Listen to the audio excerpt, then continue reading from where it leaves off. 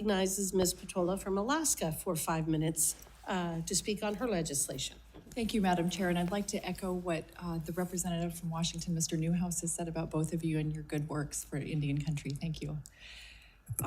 Good morning. Today, I'm thrilled that we're discussing how to right a wrong that has lingered for over half a century.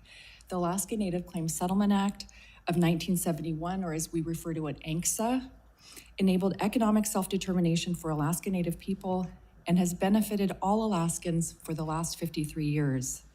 However, 5 communities, Haines, Tenakee, Ketchikan, Wrangell, and Petersburg, were left out of this landmark legislation. A 1994 congressionally authorized study of ANCSA found that there was no substantive reason these communities should have been left out. It was an oversight, but one that has had major consequences. They never got the chance to claim, manage, and benefit from their traditional lands, resulting in decades of lost opportunities for economic growth and cultural grounding. My predecessor, Congressman Young, knew this was an injustice and championed this bill all his years in the Congress. The Landless Bill's historic progress this Congress is a product of his tireless spirit and the hard work of a bipartisan group of Alaskans, including one of our witnesses, Tashi, Richard Reinhardt. Most recently, the bill received an endorsement from the Wilderness Society, an important recognition by a leading environmental group that there is nothing more pro-environment than Alaska Native stewardship of Alaska Native lands.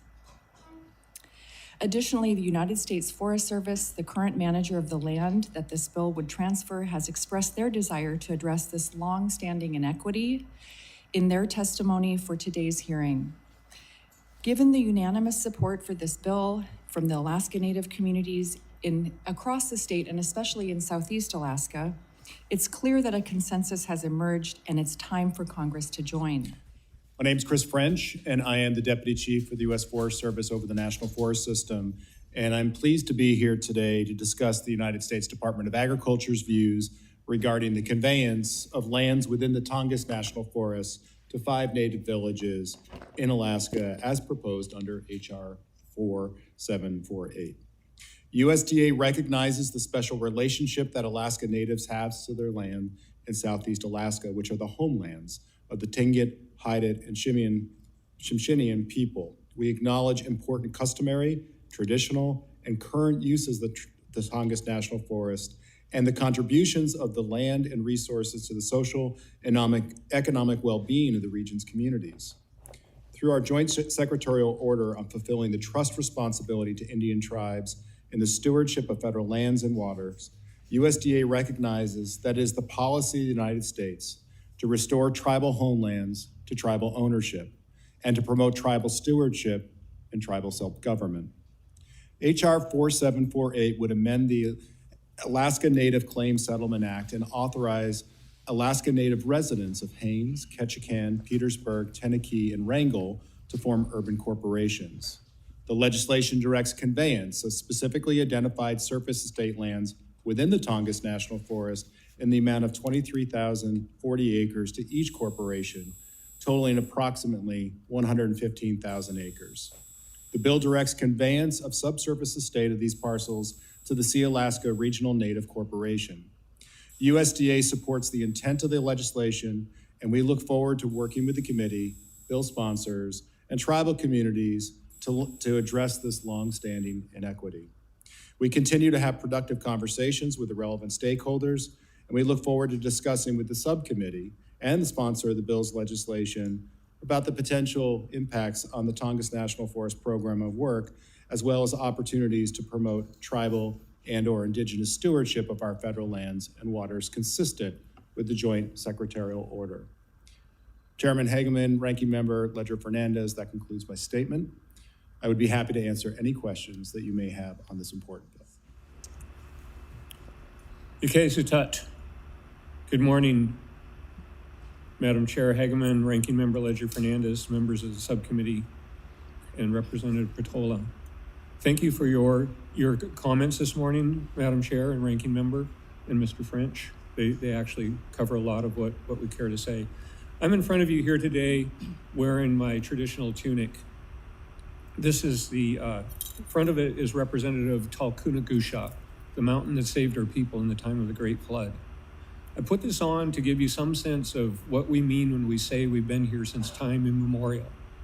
Our people have been on our land since the glaciers first came and glaciers receded 10 to 15,000 years ago. We were there at the time of the Great Flood 6,000 to 7,000 years ago. We've been there since the valley floors were formed and before the oldest trees ever grew. It's time immemorial. I want to talk to you a little bit about three concepts in Tlingit law. Ha'ani. Ha'ani literally translates to mean our land, but it's much, much more than just a land. It's talking about a place. It's talking about the mountains, the valleys, the rivers, the beaches, the trees, the bear, the deer, the salmon and halibut, everything, the berries, everything in our place is Ha'ani. This is our land. Another concept I want to bring up is Atu. This tunic is actually the Atu of my clan. It's owned by my clan. The symbols on it are owned by my clan. Other clans don't dispute this. They know it belongs to us. NAGPRA brings up Atu, and they recognize sacred objects when they're talking about artwork, whether it's totem poles or blankets or carved hats. But what it doesn't realize is the most fundamental important thing is the land is part of our Atu. Oftentimes, land was paid for in blood, and that is sacred to us. Our people are buried there. Our people have lived there for generations. The Atu is important. Another third concept I want to bring up, and I won't keep going, but this is an important one too, is called Hashuka. It's kind of a yesterday, today, and tomorrow. But what it's really talking about are our ancestors, all of us here today, and all future generations that are not born.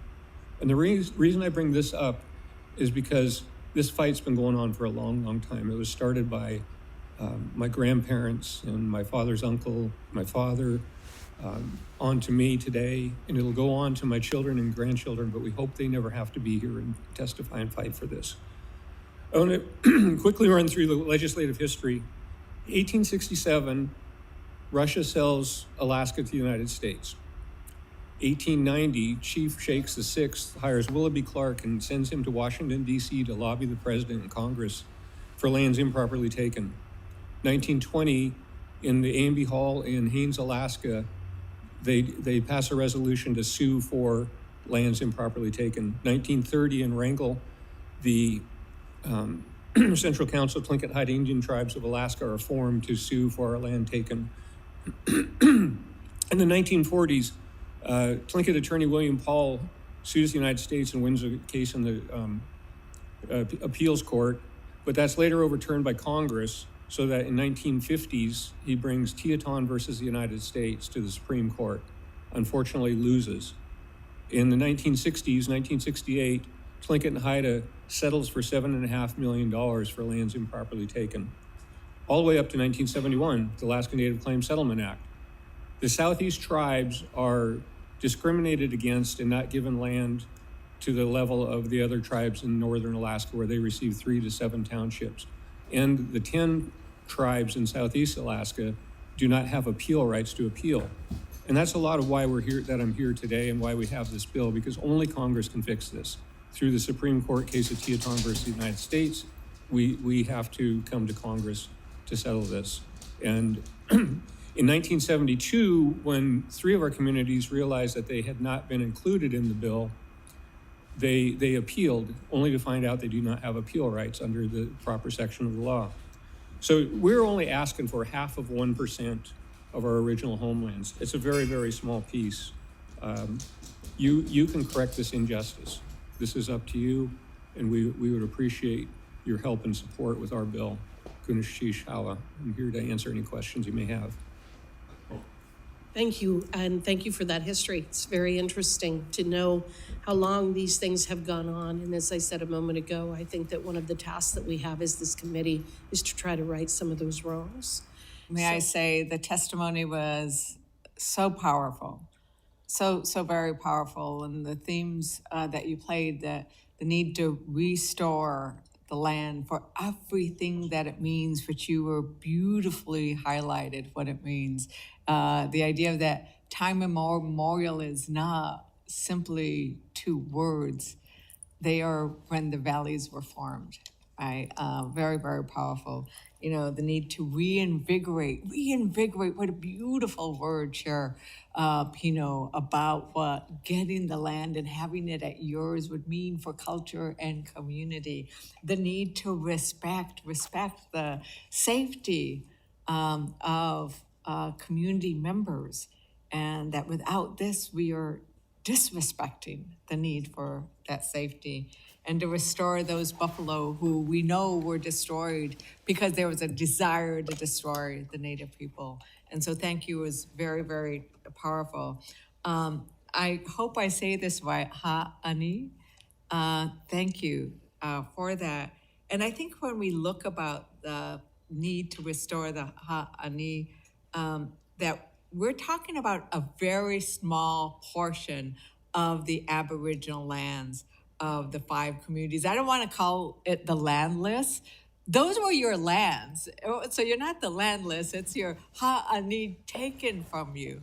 Can you just describe to us, so we have that concept of how much was the Aboriginal lands and how much of that are you seeking to get restored, Mr. Reinhardt? Thank you for the question, Ranking Member Ledger Fernandez. We're talking about half of 1%. And to try to give some context, the Tongass National Forest is a little over 17 million acres. It's roughly the size of West Virginia. And then if you throw in Glacier Bay National Park and other properties around southeastern Alaska, we're talking about over 20 million acres. 115,000 acres total for the 5 communities would be smaller than a small county in West Virginia. It's really, you could walk across 115,000 acres in a relatively short period of time, but it would take you hours and hours to drive around 20 million acres. It's really just a very, very small piece. And that's hard for a lot of people to get that perspective of what we're talking about here, that we're only asking for a little tiny bit of our land. And unfortunately, a lot of our land has been taken away, and it's been taken up over the last 50 years by the city and boroughs, by the state of Alaska, put into conservation for wilderness areas or special use districts. And we're not touching any of that. So we've been pushed further and further away and have less and less choice as time goes by. Every year that goes by, there's less land available to select. Thank you. And I think that does give us the picture. And Mr. French, I know that you have those other 17 million other acres that you are going to need to manage. And so I take it, what would your answer be to whether or not you think that this transfer would make sense given the small amount of land? And are you going to still be able to manage the rest of those 17 million acres? Yeah, thank you. Of course, I think this is critically important. We recognize and support that we should be restoring these lands. It's a very, very small amount. Does it have implications to our management? Sure, but that doesn't change the right and wrong of doing this. Right. And that's what federal agencies are supposed to be doing, right? It's not static. We need to not be worried about change, but say some change needs to be welcomed and brought in.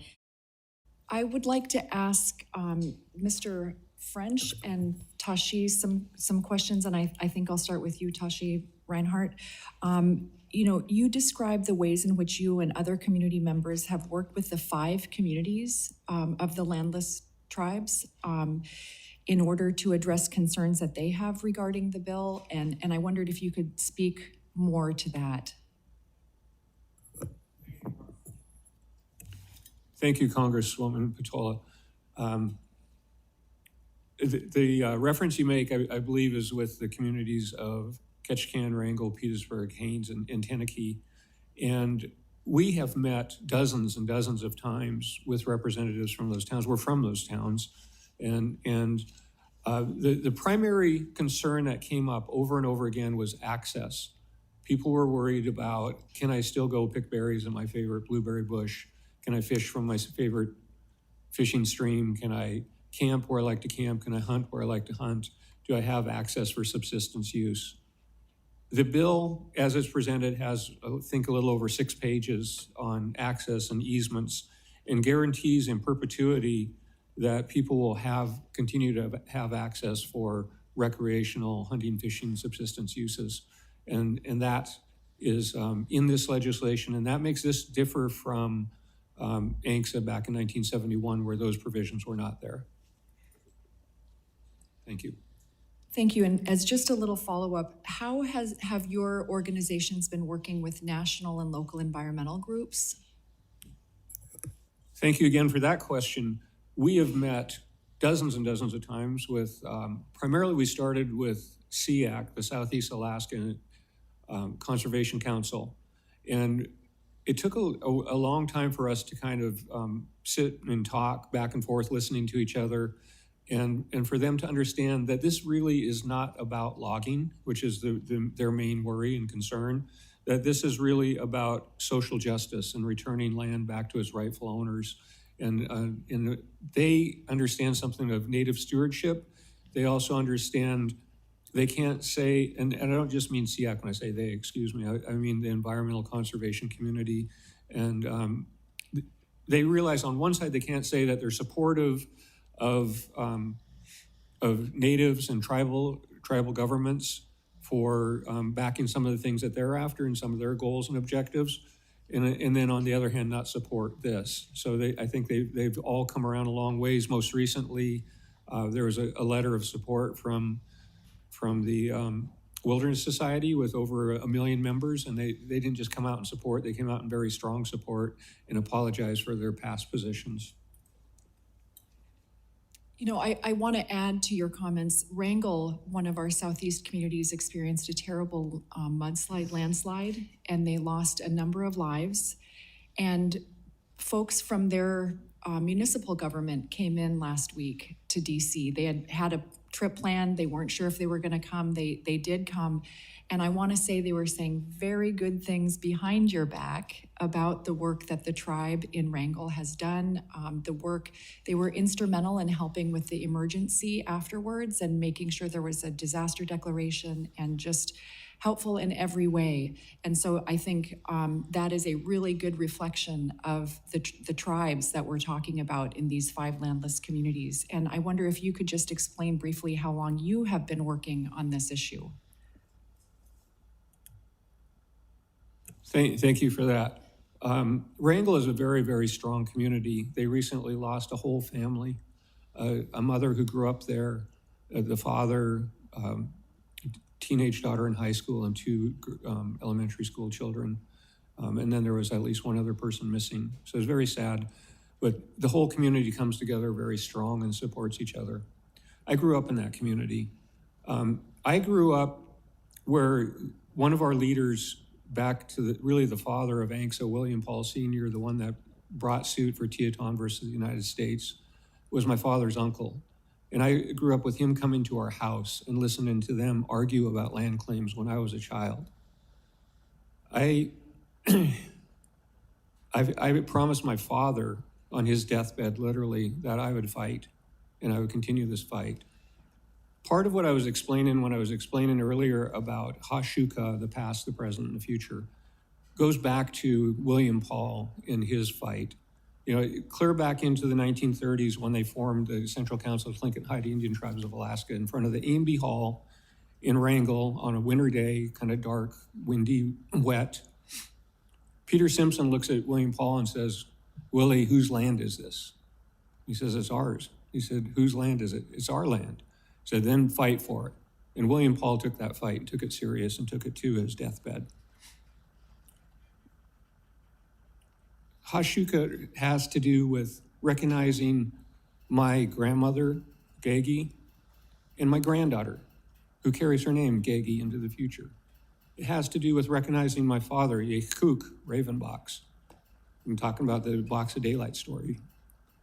It has to do with Yekuk, my father, and the promise I made him, and Yekuk, my grandson, who carries that name today. And it has to do with this fight. I'm trying to explain to you, this is something that has been my whole life. I'm 64 years old. I was 12 years old when ANCSA passed. And I'm still here fighting this today. And I don't want my son, Gush Blaine, or my grandchildren to have to come fight this. We need you to pass this, please.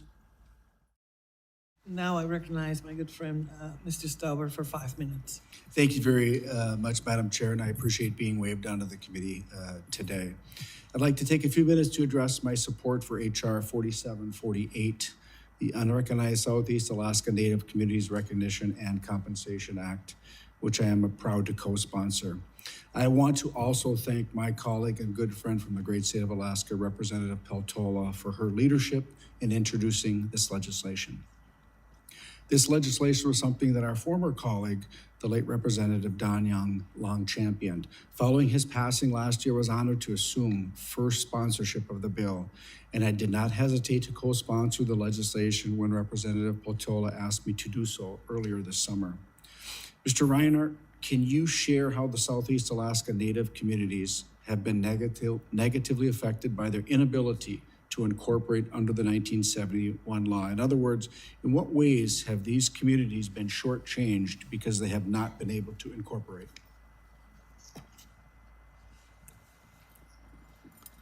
Thank you, Congressman Stauber.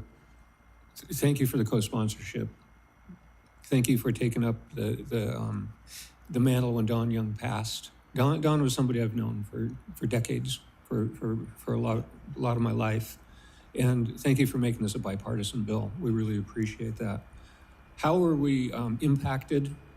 I touched on a lot about the spiritual part already, about how that affects us by being separated from our land, and how taking it away has really left us spiritually destitute, and how this can be restored. But beyond that, there's also the economic side that really needs to be spoke about.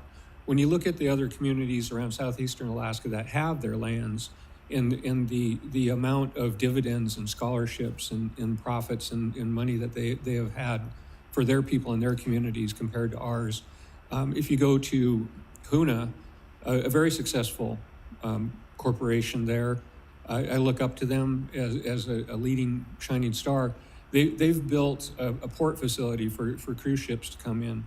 There are so many jobs in Hoonah that everybody that wants to work has a job, and they have to bring people in. They have a hard time with housing. Yeah, Mr. Reinhardt, just because of time, would it be safe to say that hundreds of millions of dollars of economic benefit did not come your way because At least. At yes. least.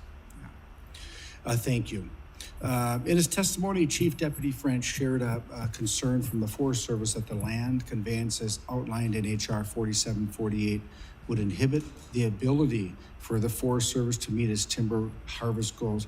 I just want to remind Deputy French that in the Superior and Chippewa National Forest in northern Minnesota, you're not even allowing and putting forth the maximum allowable sale. Respectfully, I don't think it is a valid excuse to fail to finally correct this 50-year wrong, to fail to properly recognize and compensate the Alaska Native communities across Southwest Alaska simply because doing so will make it harder for the Forest Service to meet its timber harvesting goals, to me is unacceptable. These are vast tracts of forest under management by the Forest Service, whether it be in other areas of Alaska, my home state of Minnesota, or other parts of the country that can be utilized to meet timber harvesting goals. It's not right to deny these communities what they deserve. Mr. Reinhardt, do you have confidence that the Southwest Alaska communities we are discussing today would be able to adequately manage the forest, take part in necessary logging activity, and otherwise properly and responsibly manage and land conveyed to them by the Forest Service if this bill were to pass and be signed into law? Thank you for that question, Congressman. I have no doubt. We've been stewarding the land for Neither do I. 10,000 years, and I'm sure that we can manage for a few more years. We have experience from the other communities. For instance, myself, I am the president and CEO of Tlingit Haida Tribal Business Corporation, and I sit on the board of Sea Alaska Corporation. We have a lot of experience within our tribe and within other communities that would be helpful. I have no doubt that we could manage it. Mr. Reinhardt, I would just say you are a tremendous communicator and a tremendous advocate. I've only watched you for just a few minutes. You're in the right place at the right time. And I'm sure your father he's very proud of you right now.